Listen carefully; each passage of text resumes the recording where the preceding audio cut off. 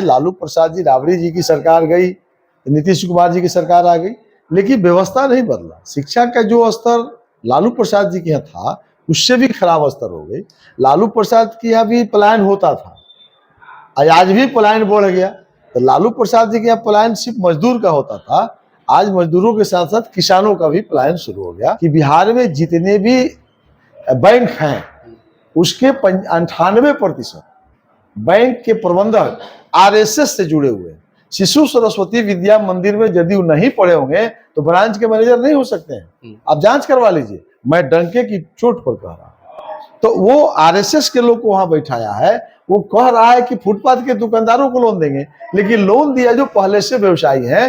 तो इसका श्वेत पत्र जारी करें मुख्यमंत्री नीतीश जी और डिप्टी सीएम सम्राट चौधरी जी और विजय सिन्हा जी, यही 3 नेता न है। तरफ प्रशांत किशोर जी मंगल पांडे को, फिर सिवान में बीजेपी के नेता को टारगेट भी कर रहे हैं, इस पे आपका क्या राय है? लेकिन देखिए, टारगेट ना, हमारे दिमाग में कोई टारगेट नहीं है। हमारे दिमाग में, हमारे नेता के पार्टी के जो सूत्रधार है प्रशांत जी के दिमाग में सीधा का सीधा है बिहार को बदहाली से निकालना। अब इसमें अपने अपने हिसाब से पॉलिटिकल पार्टियां दिमाग लगा रही है कि कोई किसके साथ हो, कोई किसके साथ है। हम किसी के साथ नहीं है, हम है बिहार के निडी के साथ, हम है बिहार के आम आवाम के साथ, हम है बिहार को बदहाली से निकालने के साथ। हम चाहते हैं कि बिहार में नौजवानों को काम मिले, मजदूरों की पलायन बंद हो और बेरोजगारों को ही रोजगार मिल जाए। मधुबनी में बीजेपी के सांसद हैं, झंझारपुर में जदयू के सांसद हैं। मतलब कहा जाए तो एनडीए महागठबंधन का डिस्ट्रिक्ट में एक अलग अपना दावेदारी है। विकास क्या नजर आई? देखिए, विकास अगर नजर आती तो बिहार के मजदूरों का पलायन होता, बिहार के बेरोजगारों का पलायन होता। मधुबनी झंझारपुर में विकास नजर आई सर आपको? कोई विकास ये लोगों ने नहीं किया, ये लोग सिर्फ सत्ता में बैठे रहे। विकास नहीं होने का मूल कारण है कि आप जिस सांसद की बात किया, जिस आप नेता का आप नाम ले रहे हैं, ये लोग पंचायत समिति की बैठक में बैठा। ये जब भारत सरकार कौन कौन योजना चला रही है और बिहार सरकार कौन कौन योजना चला रही है, ये तो पंचायत समिति मॉनिटरिंग कमेटी है और पंचायत समिति के सम्मानित सदस्य है सांसद, सम्मानित सदस्य है विधायक। जनसुराज के प्रदेश संगठन महासचिव सुभाष सिंह कुशवाहा, और हम बात करेंगे और जानेंगे कि जिस तरह से मधुबनी जिला के झंझारपुर अनुमंडल में आए हुए हैं और यहाँ पे जनसुराज के बहुत सारे कार्यकर्ता भी पहुंचे हुए हैं सर से बातचीत करने के लिए और समझने के लिए। हम बात करेंगे और जानेंगे कि जिस तरह से झंझारपुर क्षेत्र में पहुंचे हैं, झंझारपुर विधानसभा में पहुंचे हैं, क्या जनसुराज का यहाँ पे बोलबाला है, क्या यहाँ पे जनसुराज भारी और पार्टी पे पड़ने वाली है? जी सर, आज आप झंझारपुर पहुंचे हुए हैं और मधुबनी दौरे पे हैं, ये बताइए कि यहाँ की जनता का क्या मूड आपने देखा? देखिए, यहाँ आने के साथ ही बैठक हमने किया है, अनुमंडल स्तर पर जो हमारी समिति है वो उसकी बैठक हुई है। प्रखंड अध्यक्ष से ऊपर के सब साथियों को हम लोगों ने बुलाया है। इसका मेन पहले तो उद्देश्य है कि संगठन को जो काम दिया गया है उसकी समीक्षा करना और संगठन के पदाधिकारियों की सक्रियता की समीक्षा करना। तो वो तो बहुत शानदार रहा और प्रखंडों की भी जो कमेटी की भी समीक्षा की गई है, पंचायत कमेटी की भी समीक्षा की गई है और बूथ कमेटी की भी काम हम लगभग प्रगति की तरफ है। 1 माह के अंदर हमारी संपूर्ण बूथ कमेटी भी बन जाएगी। तो सब जो पार्टी के हमारे सूत्रधार हैं प्रशांत किशोर जी, अभी तो 120 दिनों के लिए बिहार की यात्रा पर है। बिहार बदलाव यात्रा है और उस यात्रा के तहत बिहार से बदहाली को निकालने के लिए जो उन्होंने एक सफल प्रयास किया है और उस क्रम में जो गांव में लोगों से मिल रहे हैं या बिहार बदलाव सभा के माध्यम से भी मिल रहे हैं, उसमें जो वायुमंडल उन्होंने बनाया है और उस वायुमंडल बनाने के पीछे जो है पूरे बिहार के नौजवान खड़ा हो गए हैं, पूरे बिहार के बुजुर्ग का आशीर्वाद मिल रहा है। महिलाओं में तो बहुत मजबूती से ये बात गई है, जो हम लोगों ने 4% ब्याज पर जो है लोन देने की बात हमने किया है, ये भी बहुत तेजी से बात किसानों के घर में भी गई है। सर, यहाँ पर एक सवाल करेंगे कि जिस तरह से जनसुराज के सूत्रधार प्रशांत किशोर जी बिहार बदलाव यात्रा कर रहे हैं, सिवान से उन्होंने चालू किया और अभी उसी क्षेत्र में काम कर रहे हैं, फिर वहाँ पे जेपी जयप्रकाश नारायण जो भारत रत्न है वहाँ भी गए थे, बिजली को लेकर वहाँ पर समस्या को उठाए थे। तो क्या लगता है जिस तरह से जनसुराज के सूत्रधार प्रशांत किशोर जी अभी काम कर रहे हैं, अगर चुनाव जीत जाती हैं तो वो करेंगे या फिर दूसरे पार्टी की तरह भी?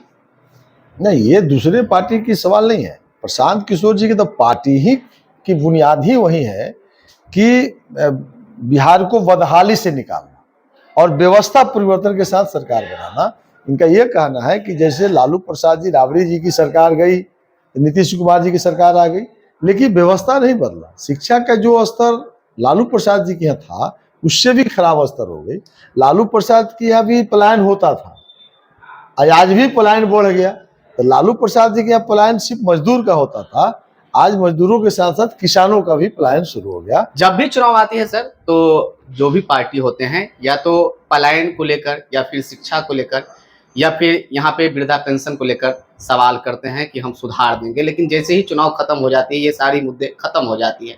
आप प्रदेश संगठन महासचिव हैं, क्या और किस नज़र से देखते हैं इस चीज़ को? देखिए, आप ठीक से फिर मैं कह रहा हूँ, बाकी पार्टियां सिर्फ मुद्दा उठाती है, पलायन रोक देंगे।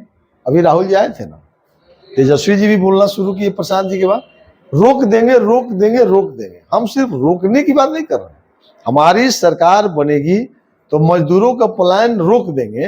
कैसे रोक दीजिएगा? मनरेगा में कृषि काज में जो मजदूर लगेंगे उसको हम मनरेगा से जोड़ देंगे, किसान का मजदूर फ्री, तो पलायन रुकेगा ना। हम मजदूर में 2-3 वैरायटी है, 2-3 कैटेगरी होता है। एक मजदूर होता है जो मिट्टी काटता है, जो मनरेगा में जो काम करते हैं। दूसरा टेक्निकल मजदूर होता है जिसके लिए श्रम डिपार्टमेंट काम करती है, तो श्रम डिपार्टमेंट में हम उसको रोजगार जोड़ेंगे।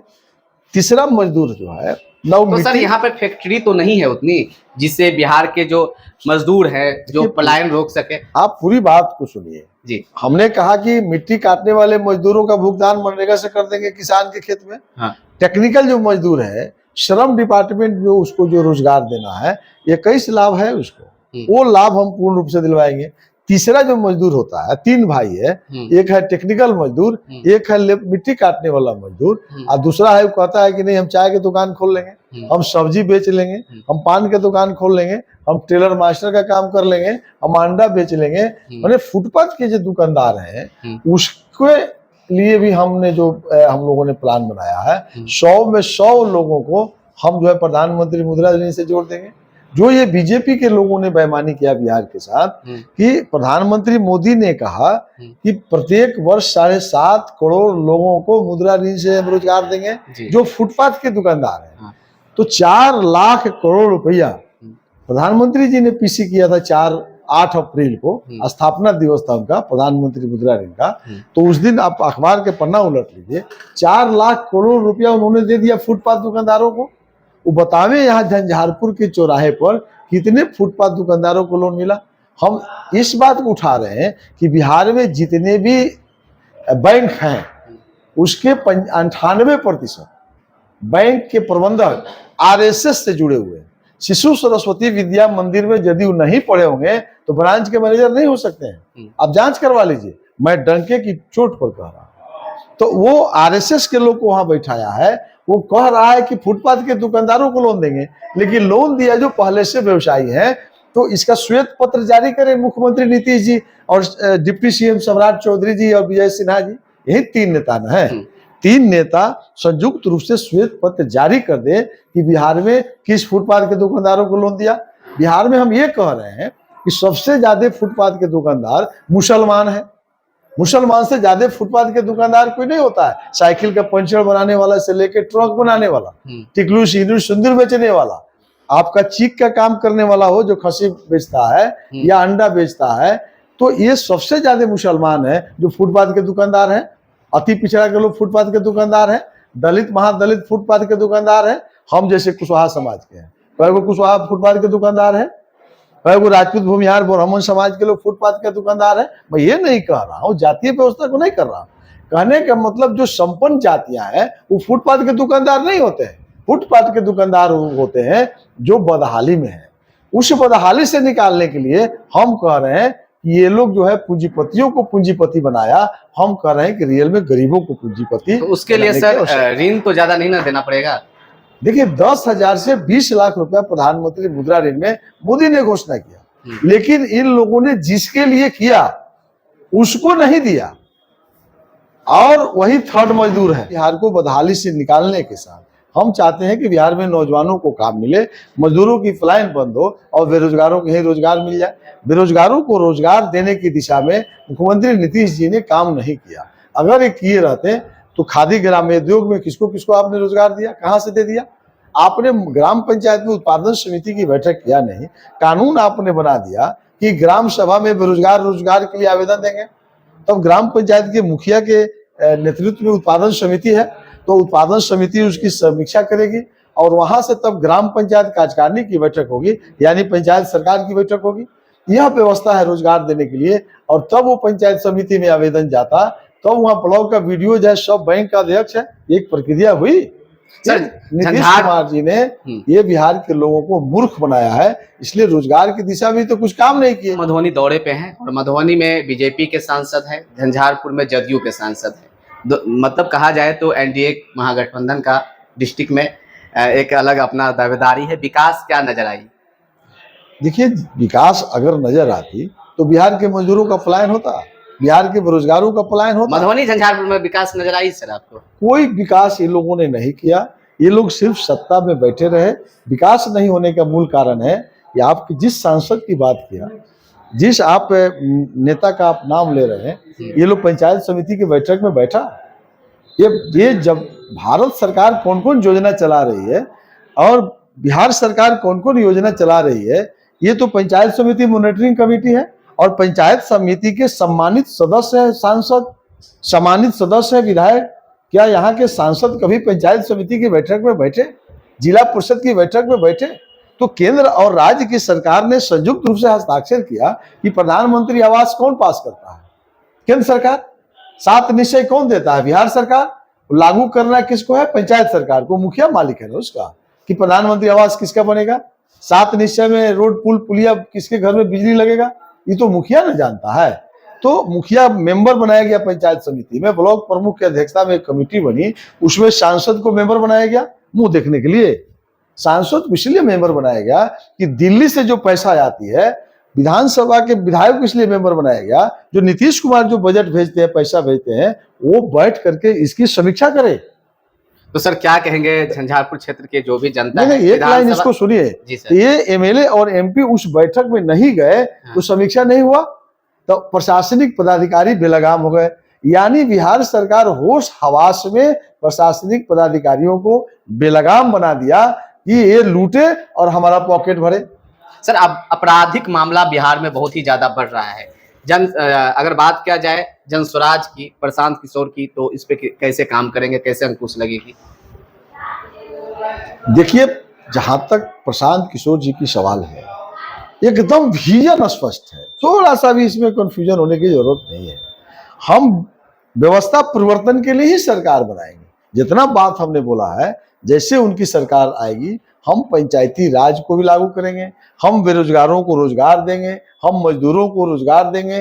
कहाँ से देंगे, इस सब बात रोज हम चर्चा कर रहे हैं। आपके बात के क्रम में भी हमने चर्चा किया है, इसलिए कोई कंफ्यूजन। यही कारण है कि बिहार के नौजवान इस बार जो है मूड बना लिया, यही कारण है कि बिहार की महिलाएं मूड बना ली है, बुजुर्ग मूड बना लिए। इस बार जनसुराज को लाया जाएगा। ये आप पहले का तकिया कलाम चल रहा है कि भाजपा मजबूत है, तो लड़ाई महागठबंधन का भाजपा का है, यही अभी करते रहेगा ये लोग।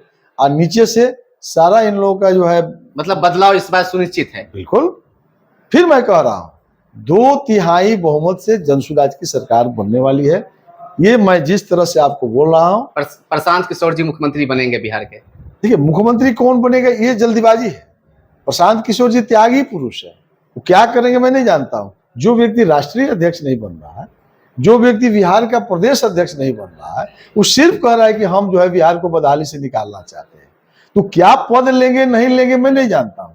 वो सिर्फ के सिर्फ लीडर है, और मुख्यमंत्री बने, वो प्रधानमंत्री बने, मैं नहीं जानता। 35 साल के लोगों ने जो बिहार को बदहाली में पहुंचा दिया, बिहार को भ्रष्टाचार में झोंक दिया, बिहार के नौजवानों का रोजी रोटी छीन लिया, बिहार के मजदूरों को बिहार से बाहर जाने पर मजबूर कर दिया, उस व्यवस्था को बदलिए और हम आपको वैसा सरकार देंगे तो ये सब व्यवस्था ठीक करेगा। तो कौन मुख्यमंत्री बनेगा नहीं बनेगा ये तो विधानसभा में जब सदस्य जीत के जाएंगे वहां तय होगा।